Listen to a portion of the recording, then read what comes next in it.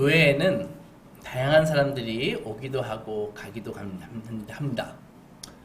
여러 가지 이유와 동기로 교회에 나오기도 하고 예배에 참여합니다. 하지만 믿음의 레이스를 끝까지 죽을 때까지 변치 않고 하는 사람은 소수입니다. 천국 가는 길은 좁은 길이라고 예수께서 말씀하셨습니다. 중간에 비가 오고 바람 불고 창수가 나면 모래 위에 집을 지은 자들은 신앙을 저버리는 일이 허다하기 때문입니다.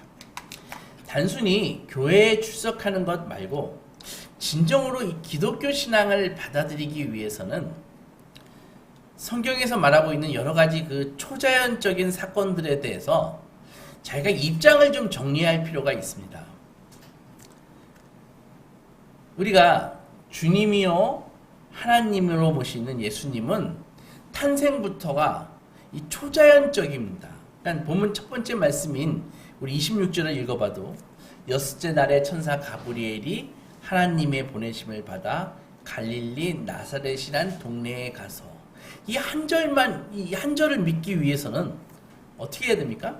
최종 주권자이신 하나님이 살아계시다는 것을 믿어야 되고 또 그분이 부리시는 천사의 존재도 믿어야 됩니다.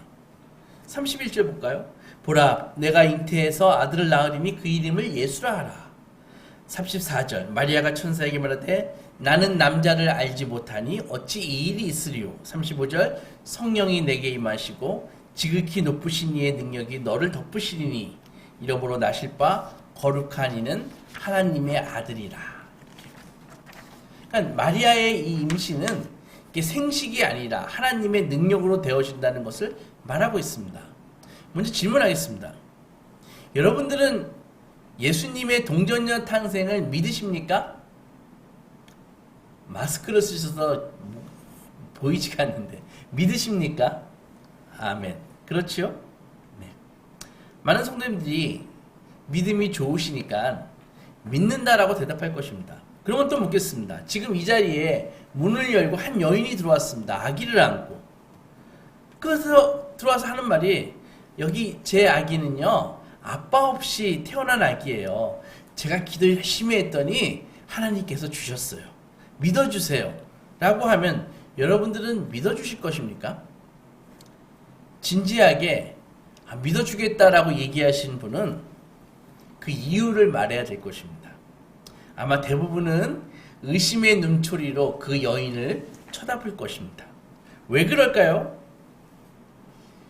저는 어릴 적에 귀신을 보았습니다. 한 번이 아니라 자기 전에 그리고 깨고 나가지고 수일 동안 악귀를 저는 보았습니다. 집안 재봉틀 밑에서 이 두세 명의 악귀들이 저를 쳐다보고 있는데 하루 이틀도 아니고 그 공포를 지금 50년이 훨씬 지난 지금도 잊을 수가 없습니다. 너무 무서워서 그때는 아주 꼼짝을 할 수가 없었습니다. 그런데 저는 이 사실을 아주 소수에게만 이야기했습니다. 왜냐하면 이 이야기를 들으면 대부분의 사람들이 너 헛것을 보았다. 심신이 연약해서 그래. 너 꿈꿨지. 아니면 너 전날 TV에서 전설의 고향 봤지. 이런 식으로 얘기하거든요. 가인 울렸지. 이렇게요. 그러니까 그렇게 얘기하기 때문에 저는 아주 소수에게 이야기하고 말았습니다. 저는 저의 이 귀신, 악귀, 목격 이 경험을 부정하는 사람들을 제가 비난할 생각은 전혀 없습니다. 왜냐하면 자기가 초자연적인 것은 존재하지 않아 라는 그런 신념을 갖고 있으면은 어떤 경험을 하더라도 그것을 초자연적인 현상이나 기적으로 받아들이지 않기 때문입니다. 기적이라고 주장되는 그런 모든 사건은 결국 기적이라는 사건도 우리의 감각으로 이게 경험하는 것이거든요. 그런데 우리의 감각은 때때로 어떻습니까? 오류를 범하잖아요. 그러니까 언제라도 우리는 내가 진짜 본 것을 환각이라고 이야기할 수 있는 거라고요. 그래서 초자연적인 현상을 내가 안 믿는다 그러면 언제든지 그렇게 이야기할 수 있는 것입니다. 초자연적인 현상을 한번 생각해 봅시다. 내가 초자연적인 현상을 믿지 않아요. 근데 그런 사람이 오늘 성경의 마리아처럼 진짜 천사를 만났다고 합시다. 그러면 어떻게 얘기할 것 같습니까? 그것도 환각으로 여길 것이고 심리적으로 뇌병리적으로 그렇게 이야기할 것이란 말입니다. 따라서 경험하는 것 자체는 어떤 것도 입증할 수가 없는 것입니다.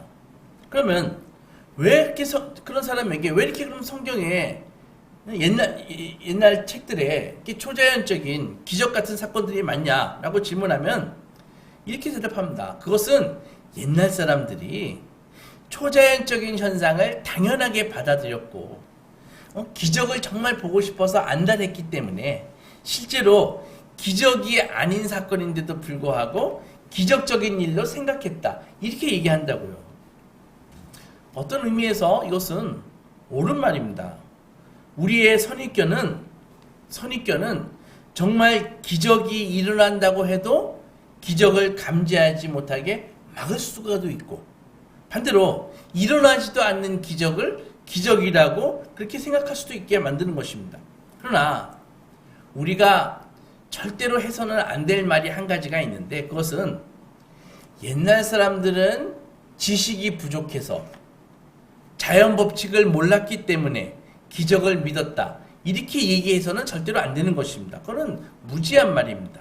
오늘 성경의 마리아를 보십시오. 34절에 내가 남자를 알지 못하니 어찌 이 일이 있으리요. 이렇게 얘기하잖아요.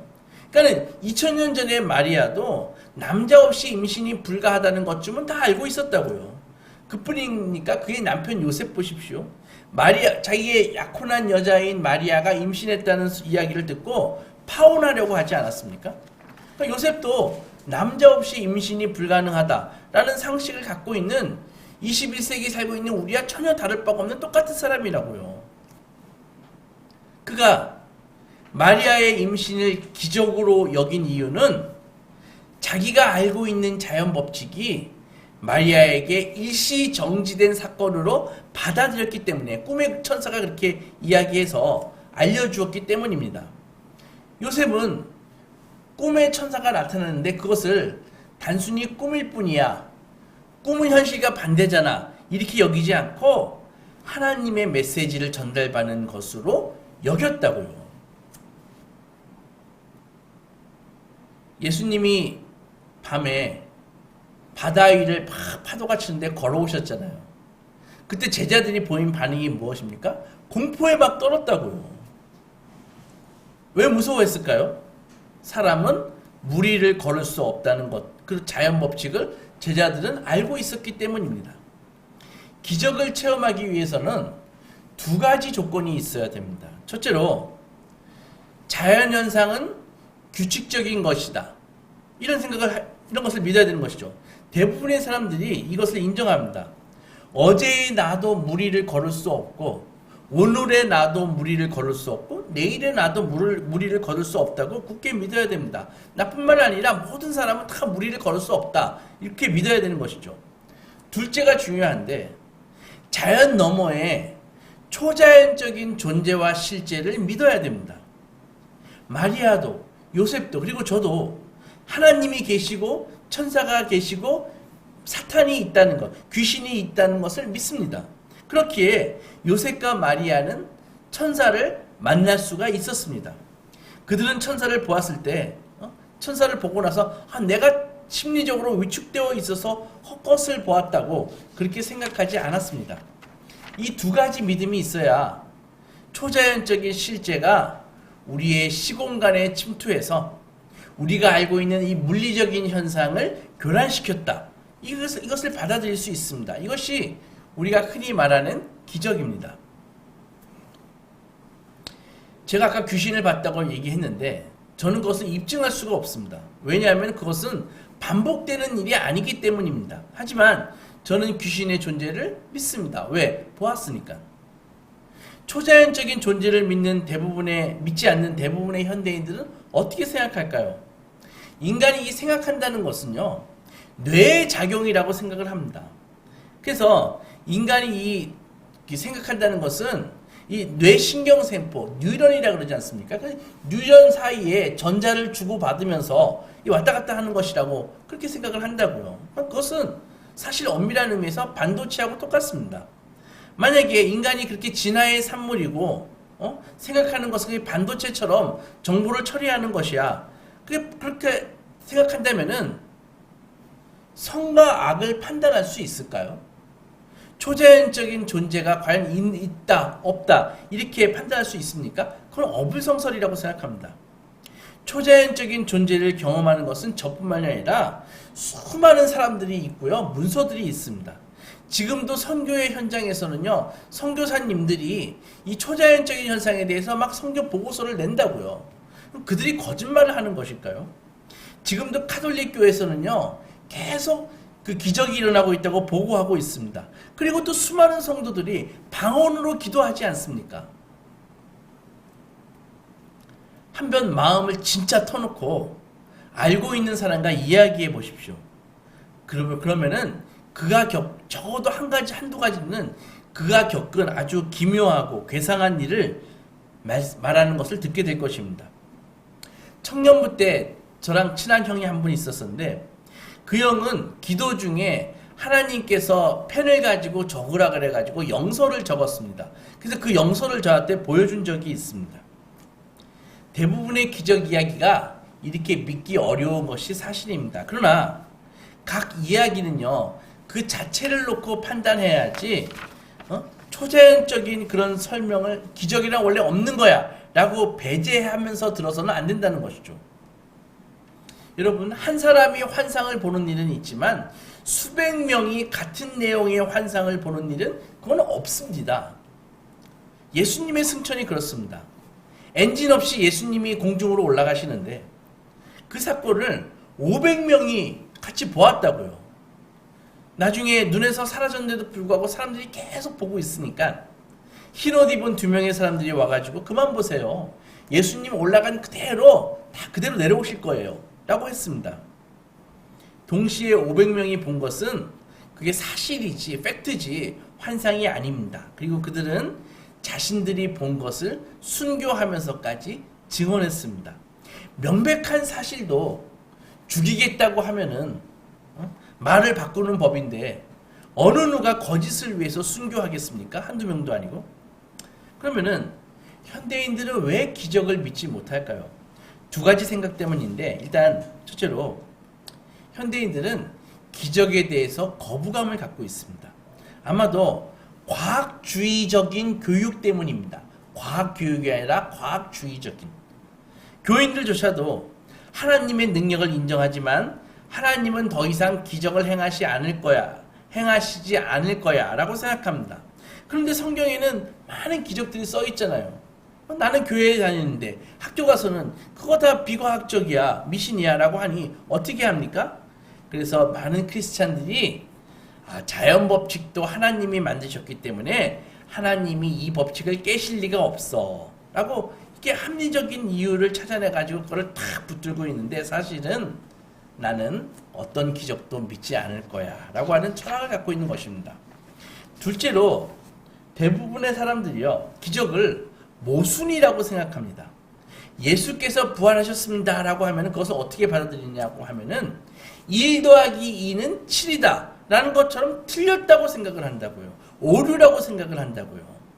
그러니까는 기적을 믿지 못하는 이유는 기적 현상을 오류나 에러나 틀린 것으로 생각하기 때문입니다. 하지만 예수님은 많은 기적을 행하셨습니다. 예수님의 기적이 미신입니까? 그러면 예수님이 하신 기적은 오류입니까?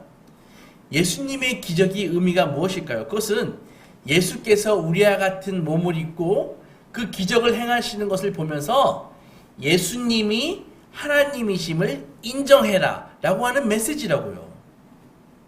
주님은 요한복음에서 아들이 아버지께서 하시는 일을 보지 않고서는 아무것도 할 수 없다 라고 하셨습니다. 이 말은 결국 예수님이 하시는 모든 일은 다 아버지께서, 하나님께서 하시는 일이라는 것입니다.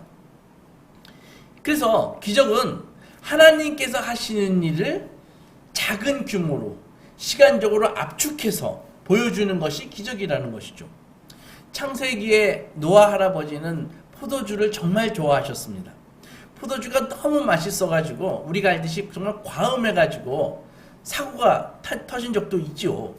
그러니까 노아뿐 아니라 수많은 사람들이 이 와인의 맛에 매료되어 가지고 지금도 엄청 마시고 있지 않습니까?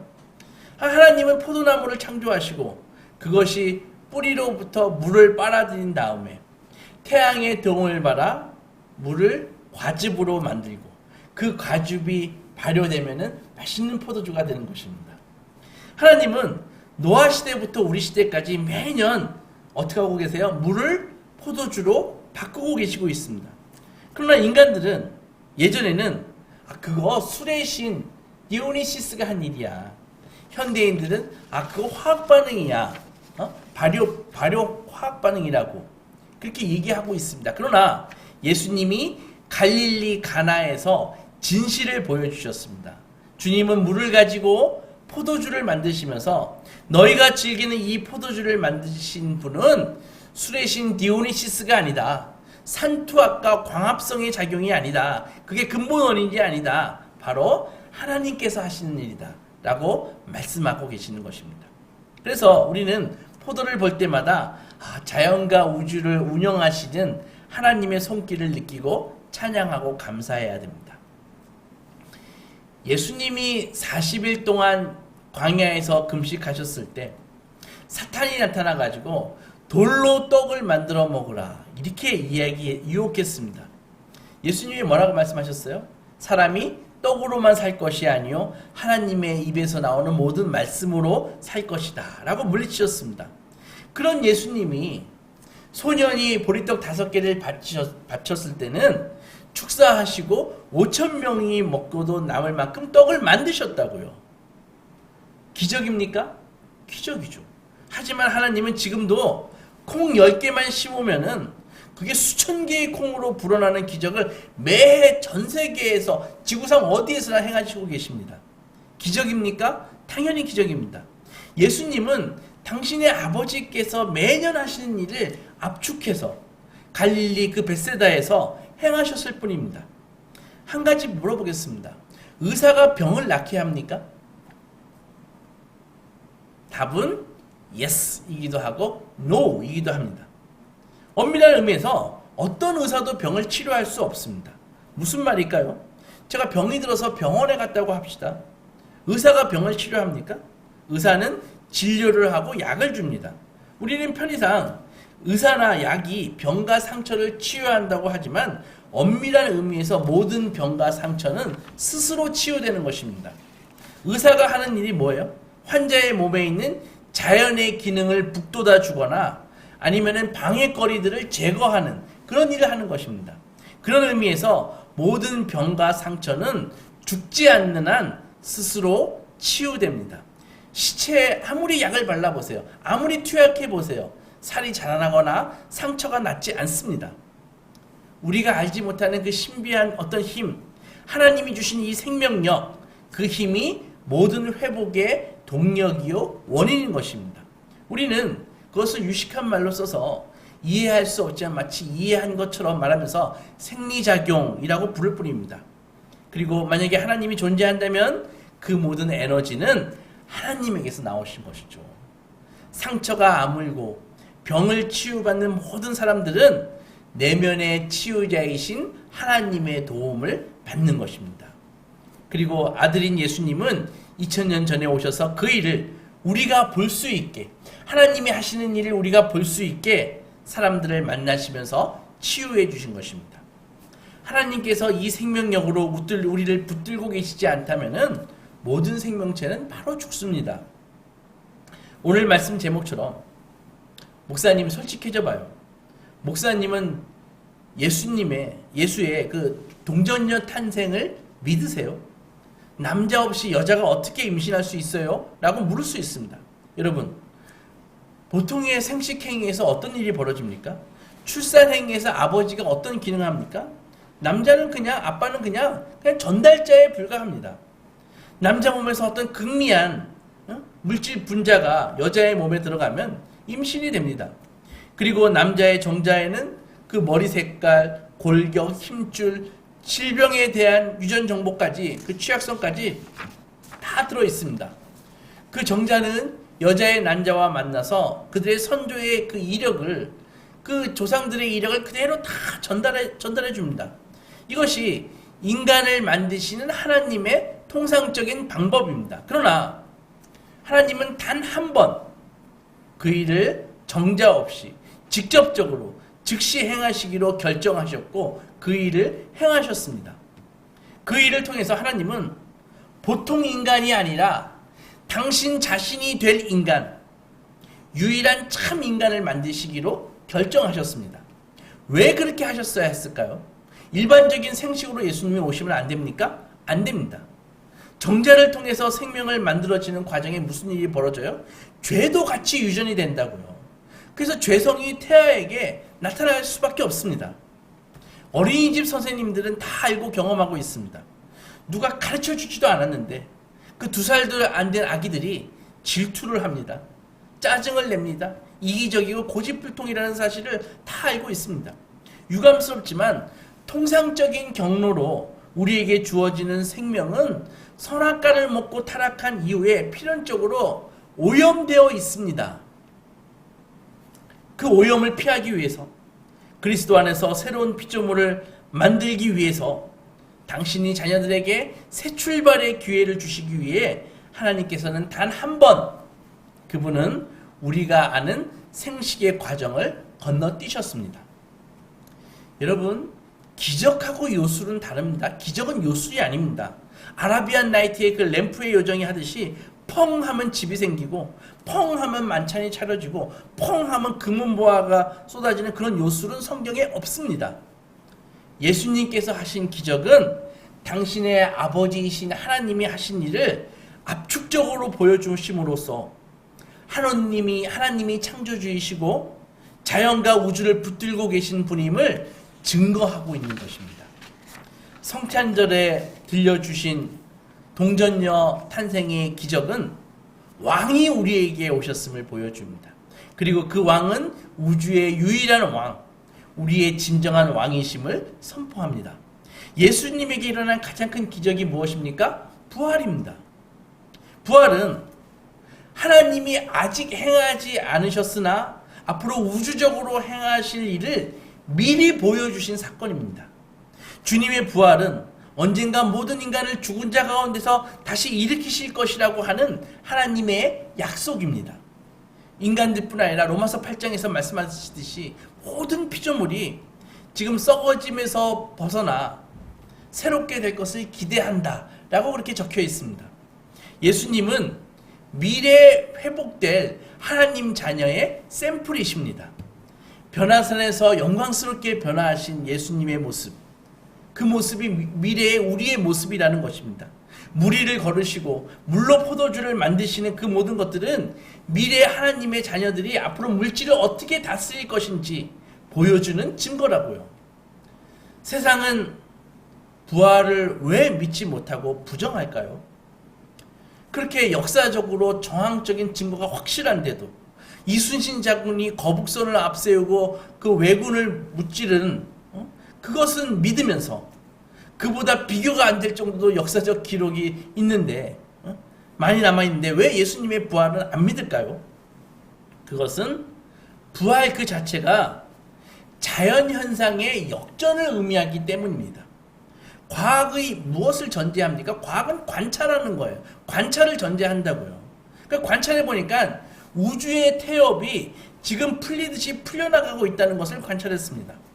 질서에서 무질서로 변하고 있습니다. 우주가. 과학적 용어로 엔트로피가 증가한다 그러잖아요. 그죠? 쉽게 말해서 사람은 늙어가지 젊어지지 않는다는 것입니다. 아파트도 만들어 놓으면 그게 시간이 갈수록 낡아진다는 것이죠. 자동차도 핸드폰도 모든 것이 다 일단 만들어 놓으면 서서히 붕괴한다는 것입니다.